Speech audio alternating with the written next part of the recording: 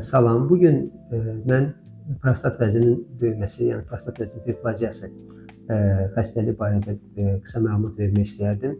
Deməli, bu prostat vəzi hiperplaziyası olan pasientlərdə bəzən bu prostat həcmi çox böyük olur və bu böyük vəzlərdə xüsusi həm təcrübə, həm səriştə tələb olunur ki, bu vəzlər endoskopik üsulla əməliyyat olunsun.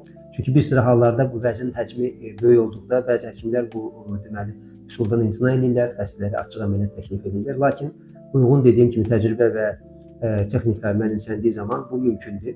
Bir misal olaraq bir neçə gün bundan qabaq olan bir pasientimizi istəyərdim misal çəkim. Həqiqətən də kifayət qədər böyük, yəni 226 kub santimetr həcmində olan bir prostat vəzisi olan pasientimiz idi. Eyni zamanda həmin xəstədə deməli bir tərəfdə böyrək kiçilməsi, böyrək büzüşməsi, digər böyrəkdə isə artıq xroniki belə deyək də fəaliyyətində pisləşmə, dəyişikliklər gedirdi və bu xəstə endoskopik, yəni plazmakinetik tur əməliyyatı olundu, çox uğurlu olundu.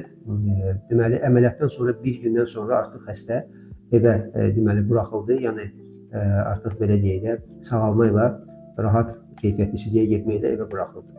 Yəni bunu deməkdə məqsəd odur ki, bu vəzin həcmindən asılı olmayaraq prostat vəzi böyümələrinə, prostat vəzi xəstəliyində endoskopik üsul mümkündür və effektivdir.